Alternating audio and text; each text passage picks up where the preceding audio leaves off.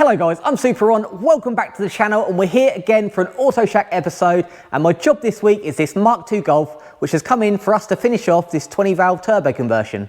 So it is pretty common for cars to come to us 70% finished, where the owner has done most of the work and it just needs to come to us for the final specialised finishing touches just to get it all up and running. So it looks like everything is bolted in, it's got drive shafts in, I can see there's some plumbing done, some intercooler plumbing done, but when you're taking on someone else's unfinished project, we really have to take 2 steps back and just go through everything, because the last thing we want to do is just connect up the battery and everything sets on fire. So this isn't a GTI shell, it's more of a base spec. There's no number plates on it, so I'm not quite sure the age of it, but a couple of giveaways. It's got 90 spec mirrors, and it's got the hazard switch on the steering columns. So it's probably like a 1991, but looking inside, we've got windy windows, manual mirrors, no trip computer, no rev counter.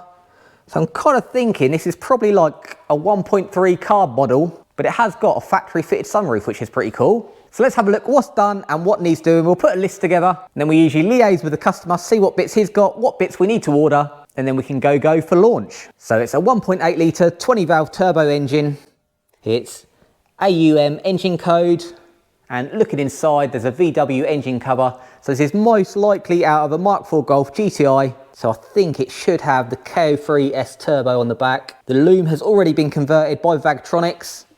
So they've deimmobilized it and put in their little fuse box. So we've just got to check that's connected up correctly. In the car loom itself, it looks like it's had a tucked loom conversion done. So all the lights, indicators and everything are going to be run under the wing. So for us, we've just got to get it up and running and moving under its own steam. I can see the gearbox has had the hydraulic clutch conversion, and there is a line going to it. So we'll see if it's got the pedal as well. It's also got the cable shifter. It's got some twin fans. Maybe need tidying up. Still got the rad switch. It's got some plumbing. So the radiator is connected up, and the heater matrix are in the right area. It's got no header tank, so we'll have to sort that out. You can see it's got no airflow meter, so we'll have to see if he's got that. Looks like it's got some of the boost pipes done. There is some parts in the car as well, and we've also got to redo the brake lines because I think they've just been kind of put in. So we'll put new brake lines in the front. Shouldn't be too hard to do. Got some more earths. I think that's from the Vagtronic loom. That's the airflow meter plug, so that will plug in there. These are for the oil pressure switch if we connect them up. So I've just got to go through what all these empty plugs are and where they go to. It's got an EGR delete on it. We've got the brake booster, the Mark II. That's got to come round and go on this one. It's drive-by-wire, so we've got to see if it's got the drive-by-wire pedal in. Has got the map sensor connected, so that's a good sign. So it looks like the boost pipes are almost there, there and there. So we've just got to tidy them up. It's got the lambda sensor in.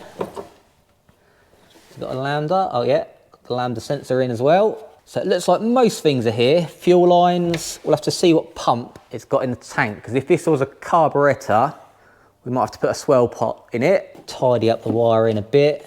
That's for the wiper motor. We've got all the wiring going through these hole here, which isn't ideal. They should go, and you can see there's a hole just down there behind the servos where all the wiring should come out. So let's have a quick look inside.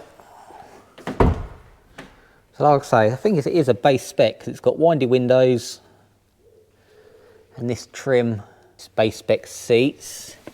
So it's got a CE2 fuse box. Here's the Vagtronics little fuse box. I just got to check that that's all connected up properly. Seeing a few twisty wires here. So everything looks like it's here. Just needs going over. It has got the hydraulic clutch conversion in already, which is a great sign.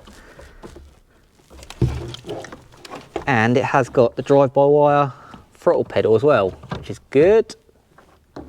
That's the reservoir for the clutch. We normally put that out the top, just where the old cable went through. It had all the turret conversion for cable gear shift, so that's good. So in here, most of the hard work is all done. Just a lot of tidying up. Got some wires going to the back. So we've got an exhaust system, We have got an intercooler there. We'll see if that fits on the front. Hopefully that's the whole exhaust system we need. There's the VW engine cover. So let's get it up on the ramp and see what it's like underneath. Because I'm pretty sure it has got drive shafts in. We'll see how much exhaust it's got and what else is needed.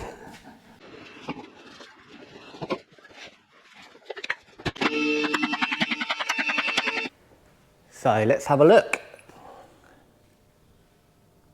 So we've got no brake flexies, that'll be a start. Got the O2J gearbox, which is good. Not quite the right mount, that'll be right. We've got a spare socket. Again, no flexi this side. So it's got a big brake upgrade. New track rods. Got both drive shafts in, which is good. There's the cable shifter for the O2J, that's good. So we've got the exhaust.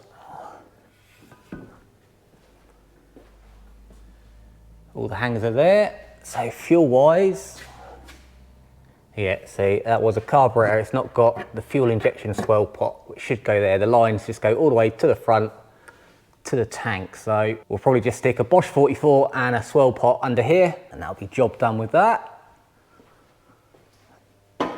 Looks like it's got a new steering rack. Looks like engine wise, exhaust is all on. New lower arms, new ball joints, new coilovers. The customer has put a few bits on it, which is good. Again, because they're unknown, we'll be checking gearbox oil, see if it's got engine oil. All right, let's make a list.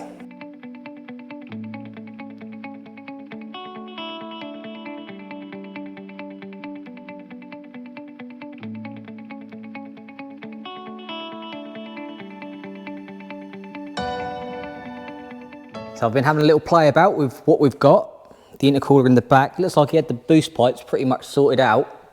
I replaced all that join with another one that he had in the back. So that will line up with that.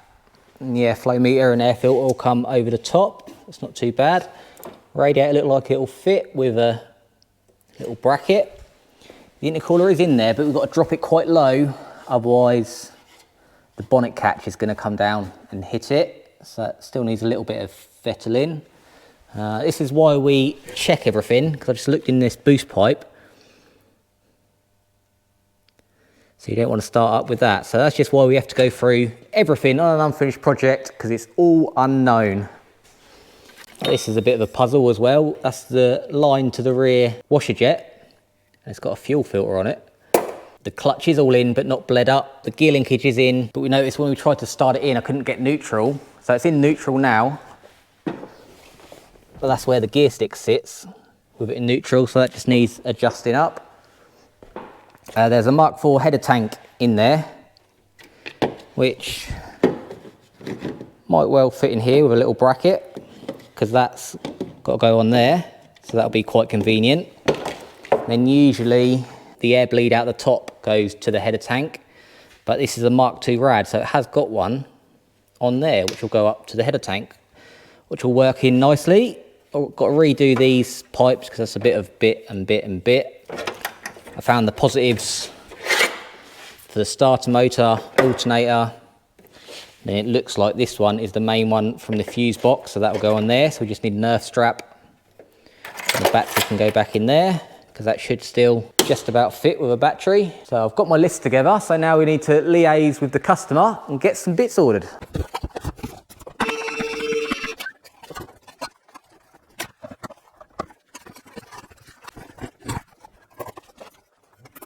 So while it was on the ramp, I just thought I'd test this exhaust system, just check it was to fit this car.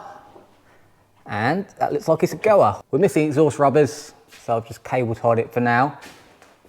But with a bit of Ventolin, I think that exhaust system is going to be just fine, which is a good start. I've just noticed this exhaust system is a Jetex. Just make it out there. We have got this antique Jetex flag up on the roof. Quite fitting.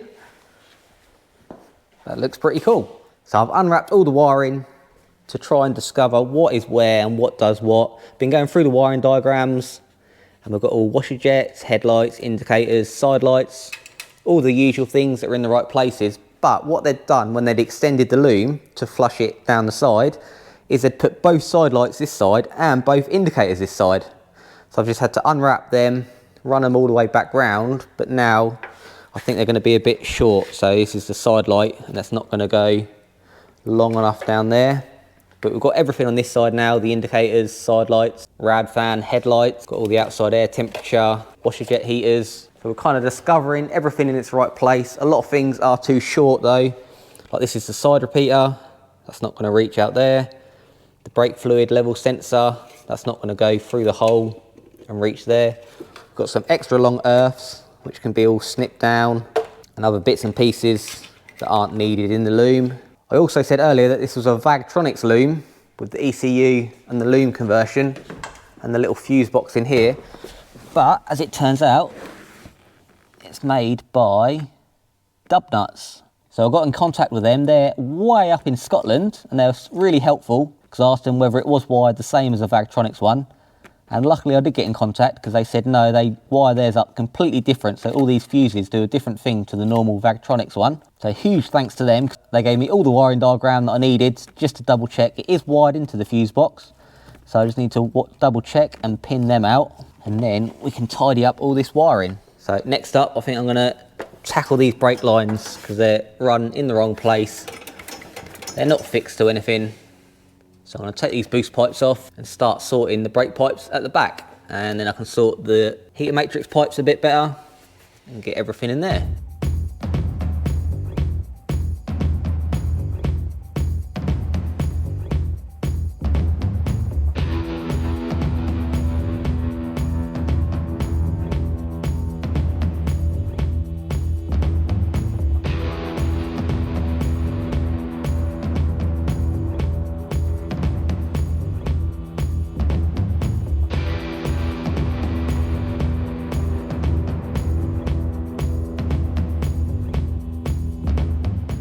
And that's the brake lines all in, looking much better. Really pleased with how they've gone in. And they go down the back there instead of over the top. Run across the back and then split where they need to go. And they come down and under, ready for the brake flexies when they turn up. All ready to roll. You saw me using this awesome brake tool. Got lots of little dies for all different types, all different sizes of flares.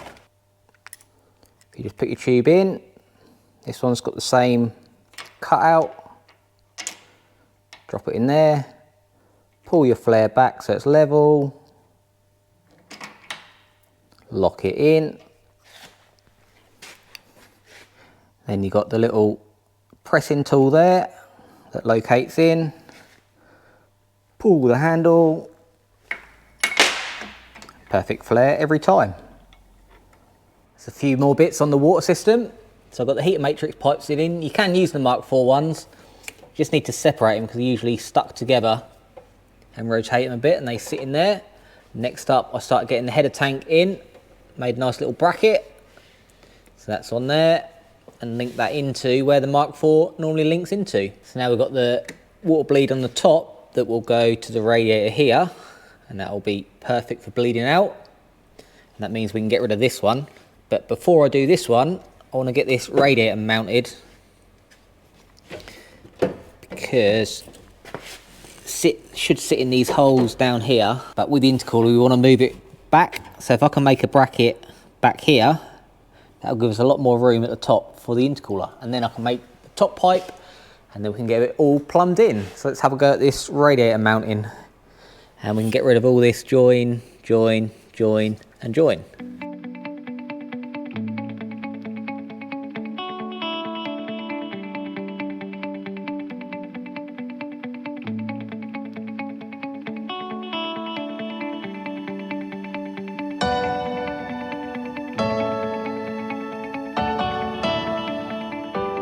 That's the radiator now all mounted, all in there nice and secure.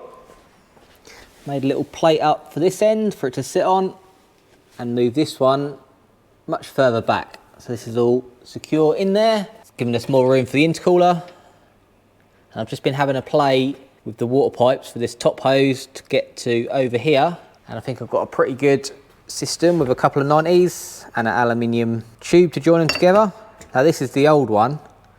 And you can see they haven't put swaged ends on them, which means they can pop off. So we've got our swager.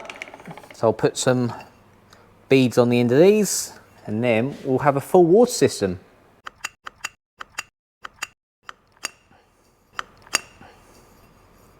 And it's got a nice bead on the end, so now when the pipe goes on and the Jubilee's on there, that won't pop off.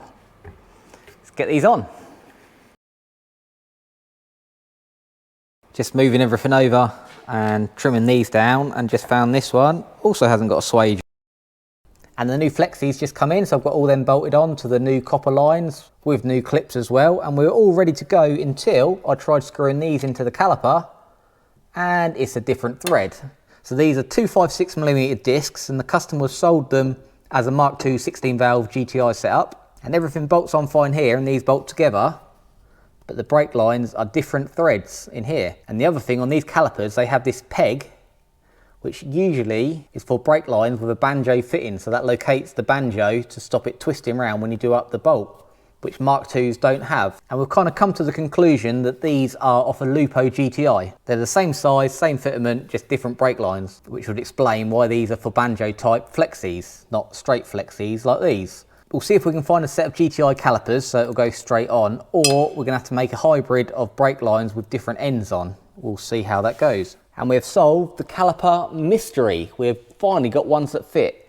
When you're trying to mix and match parts together, it's really difficult unless you've got a reg of the donor or actual part numbers to find what calipers you actually need. We've had a few down, some didn't match these carriers that are here, some didn't match the pads, but just by stroke of luck, we've got these 1985 Audi Coupe GT Quattro in for a full recommission. So we've done all the engine work, done all the brakes, and it just so happens that we noticed this had 256x20 discs, the same as these. So we've got some calipers down and they fit perfectly, match the pads that are there. The Mk2 brake lines go straight in, and then they could be connected up to the copper lines that are made. So we're all on, so now we can bleed it all up.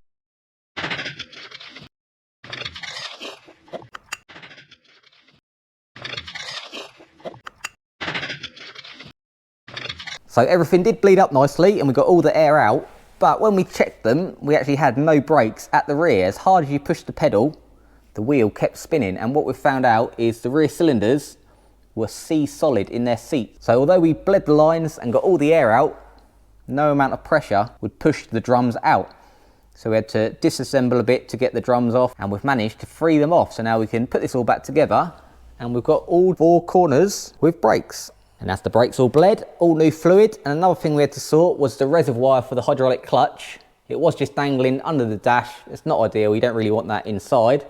So another little tip I took from this Audi Coupe GT, when they put hydraulic clutches on these, they put the reservoir there. So I made a little bracket, and it's going to sit in there nicely. So I'll bleed up the clutch, then we can put it back down on the floor.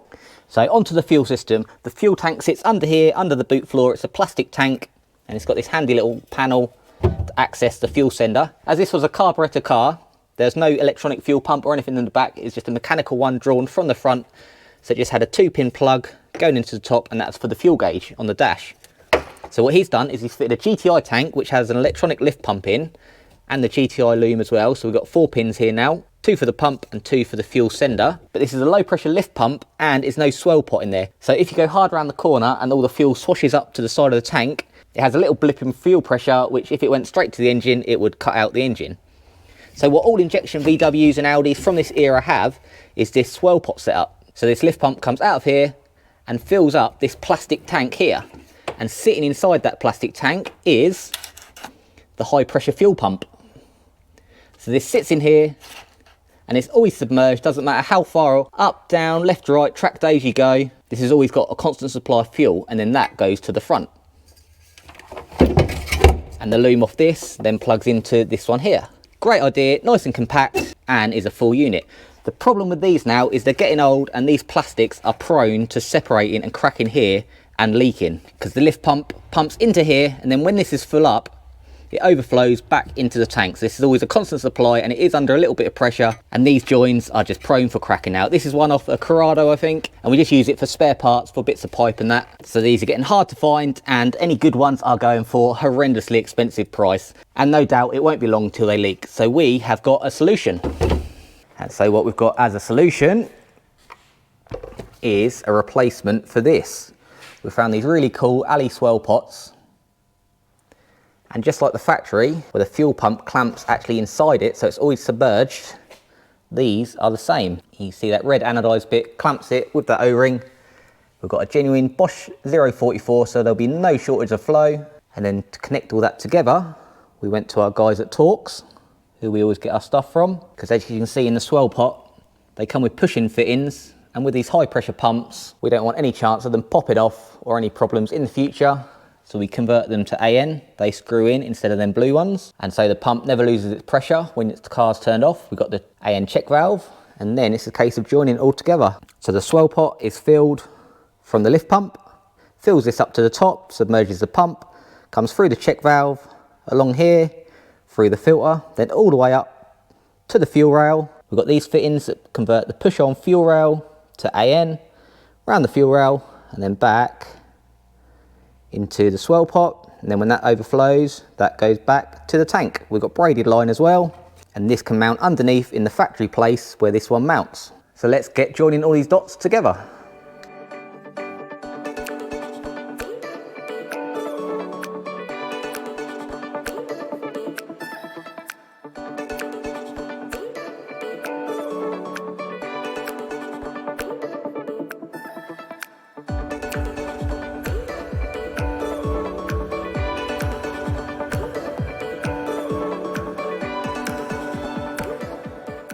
You saw I had a little bit of fun there in the fabrication station, made up this little base plate. I had to recess one side down because the 4 points are not all at the same level. So I had to put a little ramp in, and I bent the edges up to give it a bit more strength. So I've got little recesses both sides. You can see the 4 holes in there. This is solid, so let's get the swell pot back in. There's a swell pot in with the pump in, and the Torx check valve in there, so you have no problems on start up with fuel pressure draining off. So the pump's always got pressure to push against. That's all gone in there nicely, nice and secure up there. This one is the one that will go to the front. Then we've got this inline filter. That'll sit there, that one to that one right to the front. Return off the rail will go onto this side when we get the AN fitting on there. And then the 2 this side will go where the factory pipes go, up to the top of the tank. And I've just took it all off for a final paint up. I've got everything on, all the proper AN fittings are on now with all their washers. I've got it mounted to the plate at the bottom with some rubber bushes in between to cut out vibration, so it could keep noise down, and it's nut and bolted now, so it's nice and secure. So let's go for the final fit. And that is the fuel system all back in. Got the filter in, and lines going to the front. It's all wired up, so we are good. We've got the feed and return from the lift pump in the tank, and then they go into the top of the swell pot. Nice little fittings, all lines up perfectly. And then just waiting for some P-clips for the front ones, so now we can connect it up to the rail.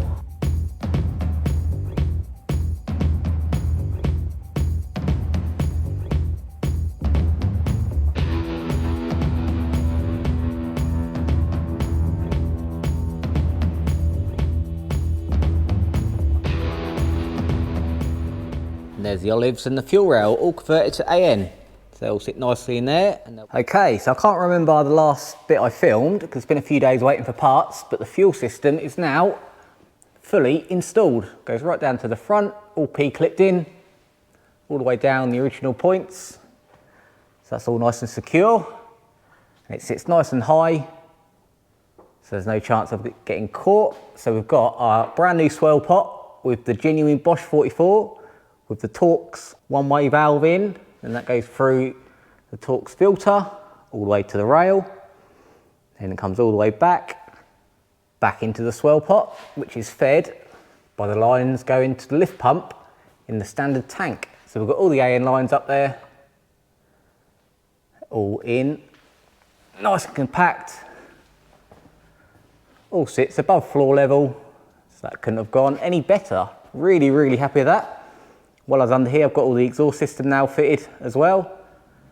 So that's all fitted right down to the front. So now we can get some fuel in and give it a try for a fire up.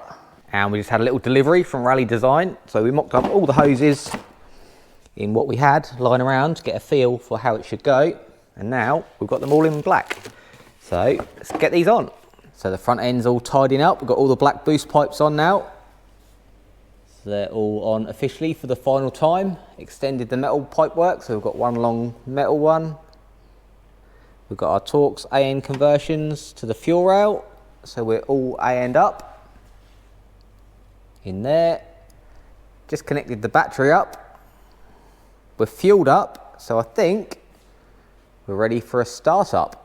I've just put 12 volts to the in-tank pump, so that filled up the whole of the swell pot and then returned back to the tank. Because the last thing I wanted to do is turn the key on and the swell pot would be empty, that Bosch 44 would fire up and run itself dry on the initial startup. So the swell pot is all full, the pump is completely submerged, so when we start it up, it's all gonna have fuel straight away. So I got in, put the key in the ignition, silence. On all later cars like this, when you turn the ignition on, they'll prime the fuel pump, but in this instance, nothing at all. So I rechecked the fuel pump wiring that goes into the fuse box. That was all fine. We could hear that the ECU was getting its live because the throttle body was clicking.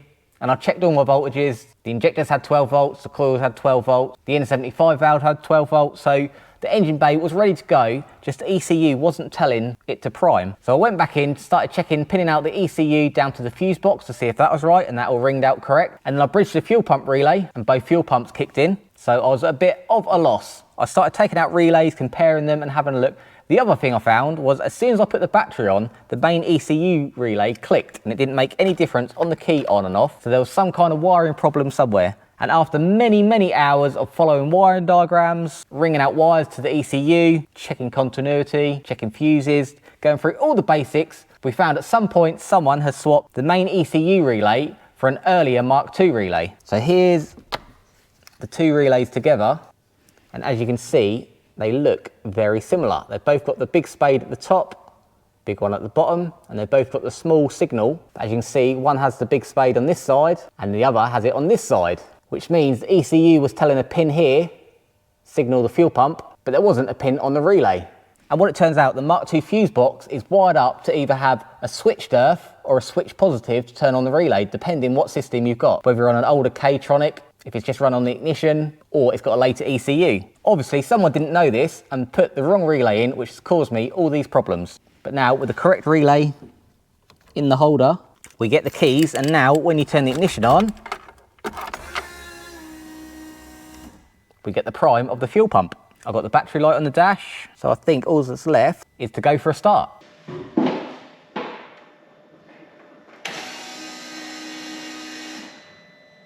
Fuel pump primed.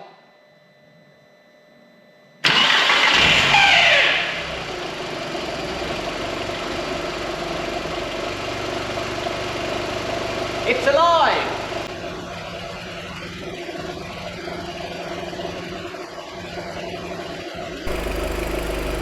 And here it is, all up and running.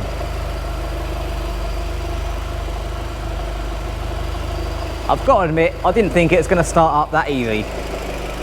No YouTube magic. Once the fuel pumps had primed, first turn of the key, it fired up like it had been running every day. So we are all in. Brakes are all on, finished, new calipers, new flexies, new brake lines, fuse box is all back in.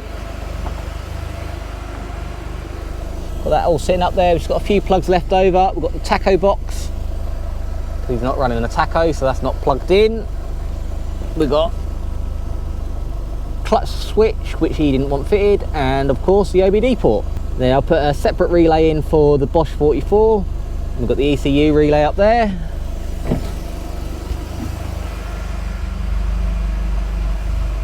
We are all done. So we'll let this get up to temperature, let the fans kick in and out, check for leaks. At the minute, it's looking good. First, second,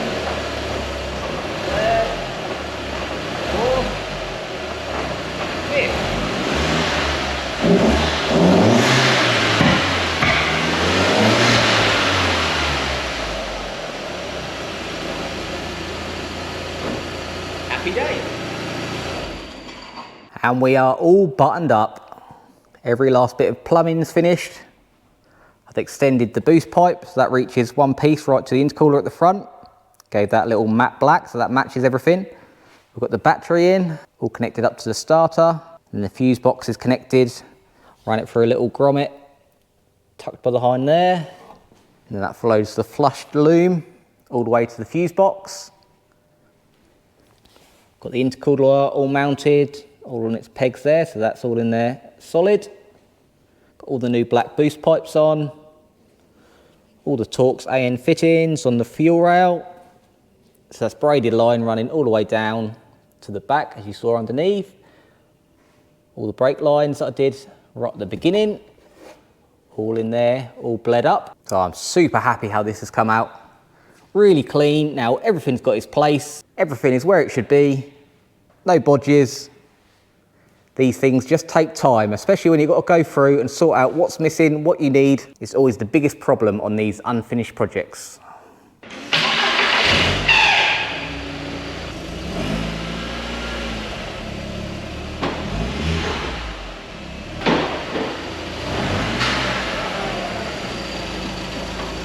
And with it all up and running and back on the ground, that is going to wrap this episode up. Like I said at the beginning, we've just got to do all the mechanicals, get the engine starting, stopping, the car moving on its own steam. Everything else the customer's going to take care of back at his place. So as you see, there's quite a lot of rust work needed to do underneath, so him and his friend are going to tackle that, then get the whole front end on, and hopefully get this back on the road. I'm really happy with how this has come out. All the planning and all the little bits have all come to place now, and everything looks fantastic. Just goes to show that little bit more time, that little bit more finesse, the finished product looks even better. And in the long run, it's so much better than just having things dangling around. Everything's got its place and everything's going to stay where it should be. So now we've got this one moving, stopping and starting through all the hurdles that we've had to tackle along the way. So I hope you've seen by this video how much extra time there is into finishing off conversions like this. When it came in, it looked like it was nearly finished. The engine was in, the shafts were in, everything was kind of placed in. But as you've seen by this video, there's so much more involved getting it to the up and running state. And do it properly, do it once and keep it reliable. So we push this one in and now we can drive it out and move on to the next one. So make sure you tune in to the next episode because there's no telling what we're going to have in next. It could be a classic hot hatch like this, could be a supercar, could be a classic car, could be a kit car, who knows. But make sure you join in. And until next time, make sure you have fun.